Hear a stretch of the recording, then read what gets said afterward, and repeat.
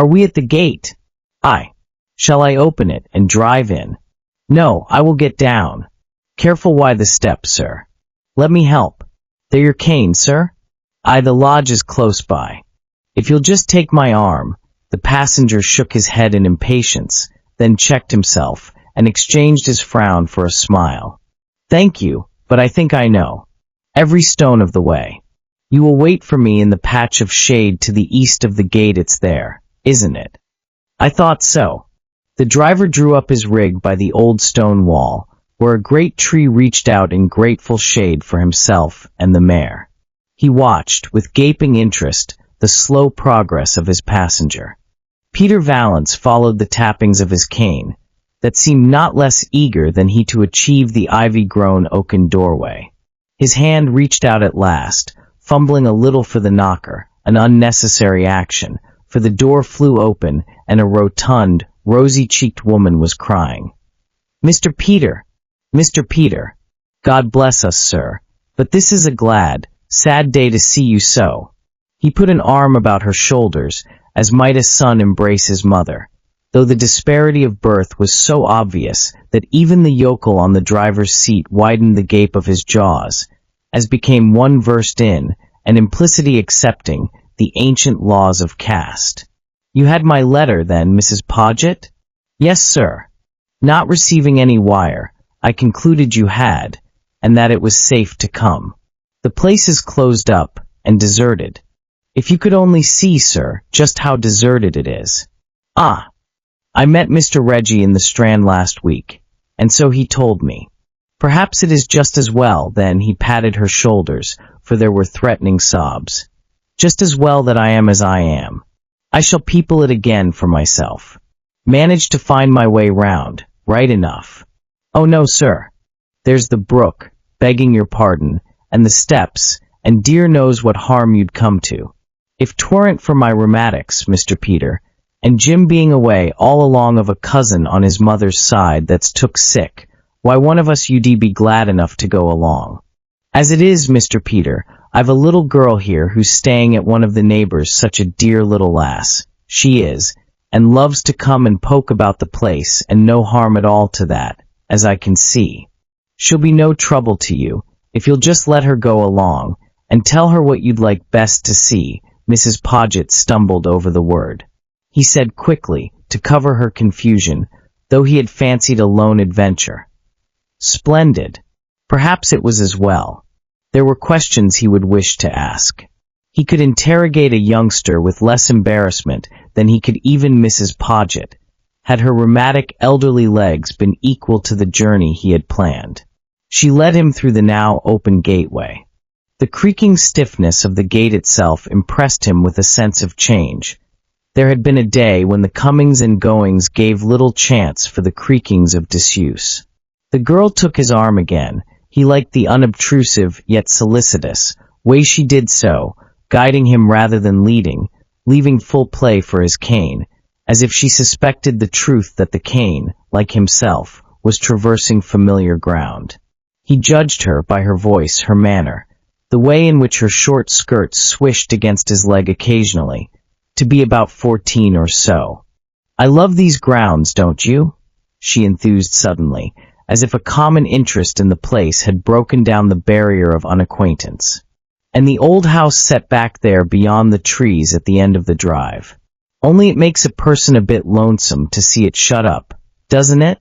They say, her voice fell to a whisper, they say it's up for sale, now the family's all scattered and away. Mrs. Podgett says most likely it would have been sold before this, but for Miss Charmian, he interrupted. Ah, you know Miss Charmian? Oh, of course, I've seen her. She comes here sometimes, not often now. Mrs. Podgett says maybe she's too busy with people, up in London, wanting to marry her, or get her married. Mrs. Podgett says old Mr. Hallett, that's her father, will give her the place here if she marries, and sell it if she doesn't. Mrs. Podgett says, suppose we forget what Mrs. Podgett says just now. We're going to turn back the leaves for an hour. We know it's the present, and that the future's ahead, but we're going to pretend it's the past. We know the place is shut up and deserted, but we're going to people it again. Is that agreed? Come, I know you can play a game as well as another. I shall be my old self, and you there, I declare I haven't even asked your name. Mrs. Podgett sometimes calls me Dot for short. If that it is. Well, that you'll have to be the rest of the folk, I guess, and I shall ask you all manner of questions, and you must answer them as best you can. Of course. But can't I pretend I'm someone? It's much more fun, isn't it, than just being people? You're on a visit here, and we'll pretend I'm someone come to the gate to show you around. I know. I'll be Miss Charmian. She'd be just the kind to meet you at the gate, wouldn't she, as Mrs. Podgett says, loving the place like she does. Let's pretend, He could almost feel the child's eagerness. But his cane was poking restlessly into the sandy soil of the driveway. Let's pretend, she repeated. Yes, Dot, let's pretend. Oh, but you mustn't call me Dot. You must call me Charmian. The slender cane bent dangerously. Of course, little Miss Make-Believe. I shall call you Charmian. She clapped her hands. He moved on a pace, that she might not see him wincing. Her voice followed him, in almost crestfallen embarrassment. Oh, but what shall I call you? You may call me Peter, he said, managing a smile. Now, whither away, Charmian? You shall tell me where you want to go, Peter. The driveway is still the same, Charmian. Ah, but it isn't. I can feel the weeds under my feet as we walk.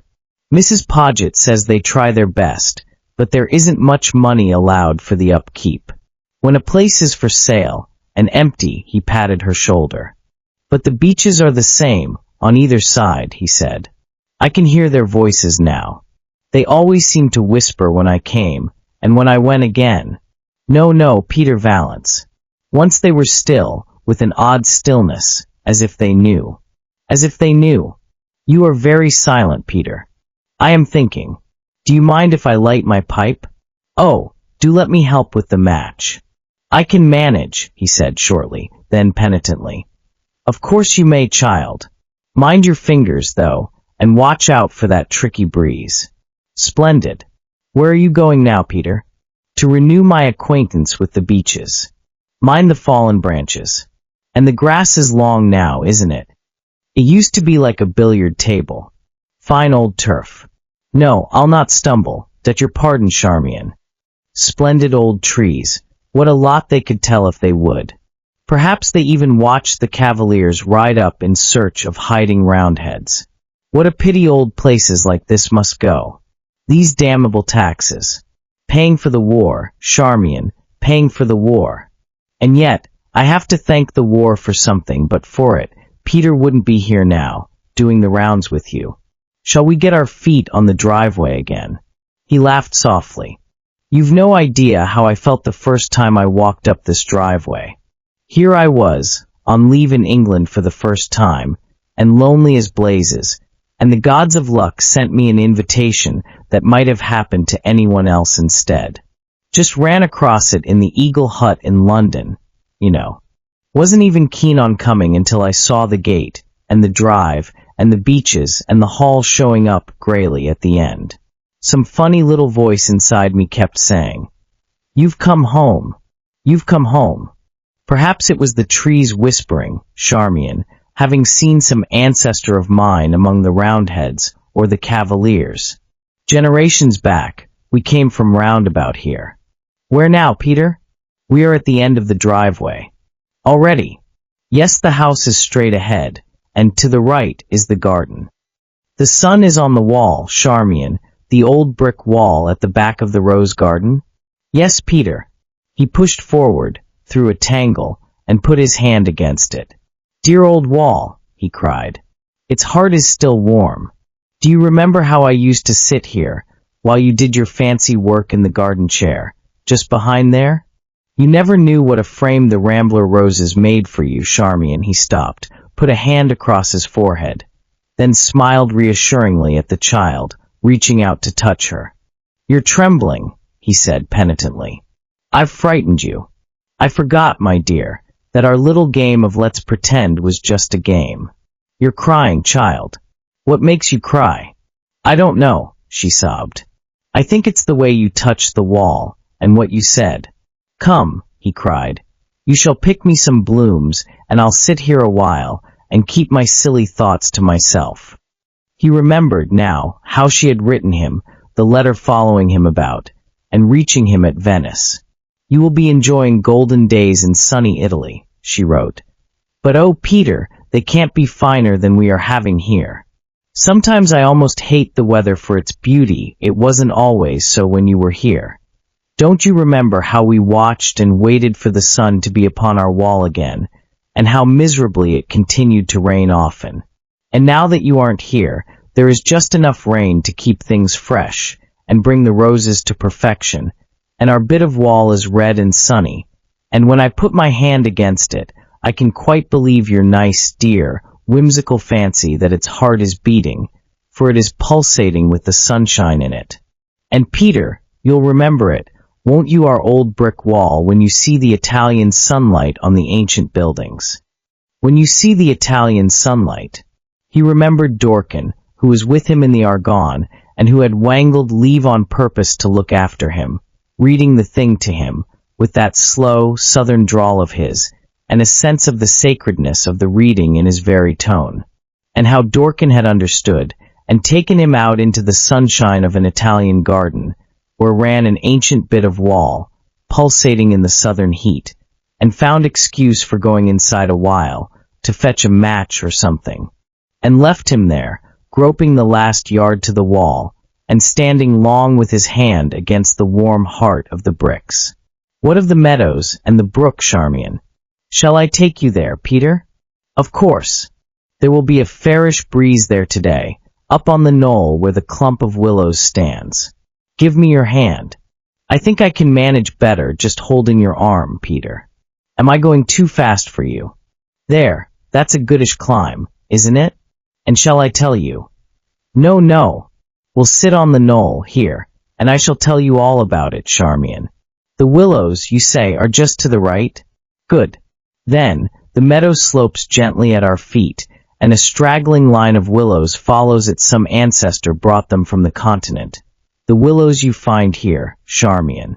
See how naturally they follow the brook, as it ambles on, these pollards, edging either bank with their drooping fringe. And if it were not that the breeze is busy with the surface watching their reflections in the still waters, as they will later when evening comes.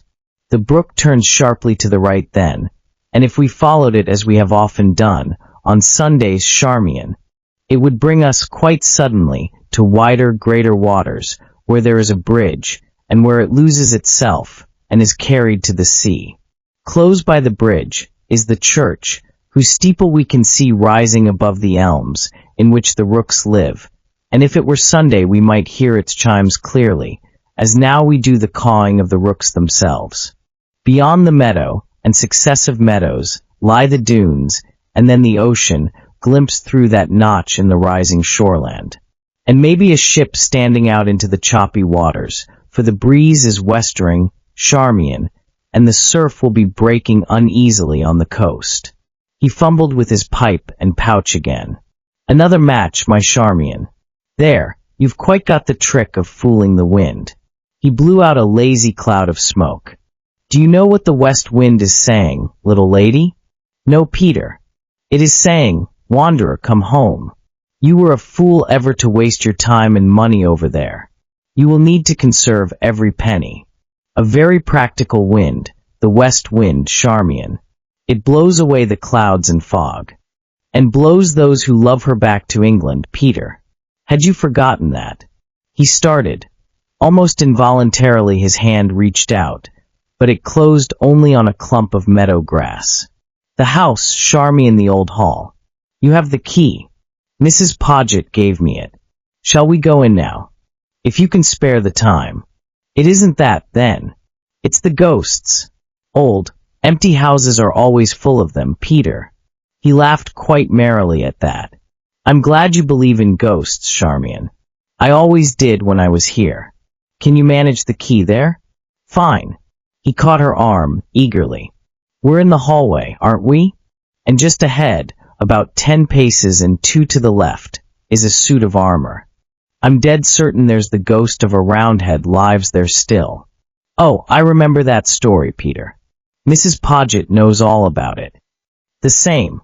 How the Cavalier caught Mistress Mary, she must have been an ancestress of yours, Charmian, in this same hallway, and offered the insult of his lips, so luring the Roundhead lover from his hiding place to doom on the royalist sword blades. Yes, Peter, and how Mistress Mary suffered all her life, in loneliness, because of his rash chivalry. Well, he was a fellow after my own heart. Where are you going now, Peter? The stairs should be right here. Of course they are. You must stay here, little lady, for propriety's sake. I'll manage splendidly. He went up the broad staircase, feeling his way. His adventure ended in a little crash. Peter! Peter! She called anxiously. What are you doing? His steps sounded cautiously on the staircase as he descended. She cried. Why, you've cut yourself, Peter. Nothing at all, he assured her. One of the panes of the window. The room they gave me last time I was here. One can smell the roses from it, and the sea Charmian, and I had a fancy to sniff it again. Oh, and where now? Outside again. You were right, little lady, there are too many ghosts in old, empty houses. You will now take me back to the gate, Charmian. Yes, Peter. Oh, must you go? I'm so sorry our game is over. Almost over, Charmian. Hear the trees talking about us, laughing, I think, at our make-believe. She said, Peter, I think the trees are quite too wise to laugh. He did not reply. Once the trees, in wisdom, had kept silence in the utter stillness of a Sunday afternoon, when she had come with him thus to the gate, the Real Charmian and he. Not quite to the gate, rather just this side of it, where a relic of an older day still remained, screening one from the lodge, as a natural shrubbery screened one from the house. You will set me, he directed smilingly, about 12 paces back from the gate, then let me find my way. You won't mind if I go, this time alone. Now, I'm facing the gate, am I? Good. He turned sharply to the right, and moved forward into the shrubbery, where a gap opened to receive him. The tappings of his cane grew more eager. He gave a little exultant cry when the cane touched the hard surface of half-buried masonry. A column rose up, once doubtless the post of a gate, but overgrown with moss, and on its upper part a vine. His stick, tapping still, but gently now, reached up to the stone animal crowning the post. So you're up there still, old fellow, he said whimsically, then quoted softly. A lion ramps at the top, he is clasped by a passion flower. Ah, Charmian, Charmian, what intuition did you have, when I half-jokingly, half-seriously, told you I would gladly be the lion if you would be the passion flower?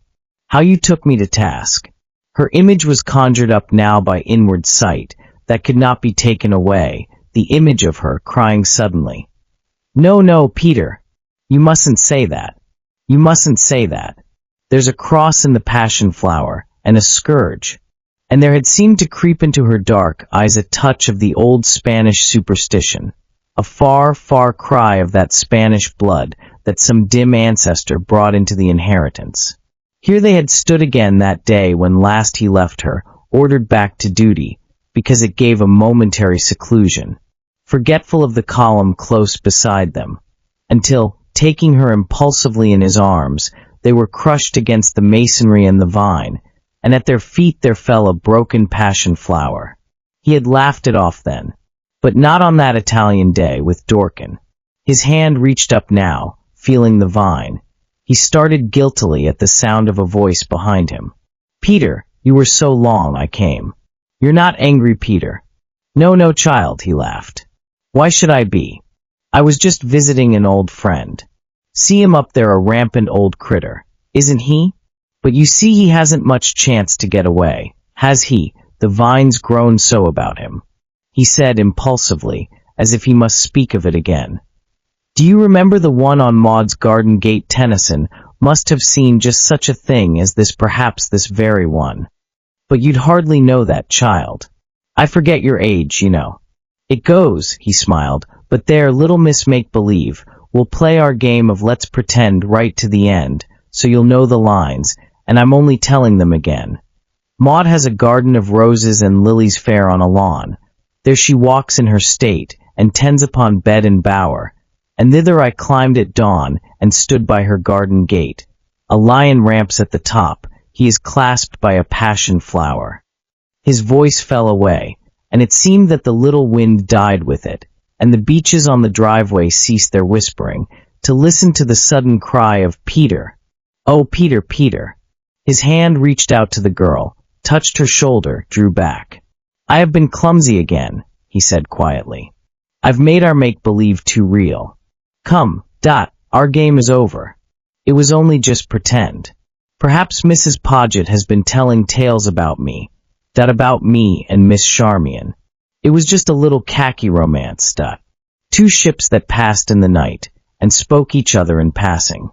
But bless you, one learns wisdom with the years, and can play at make-believe, and then be sensible again.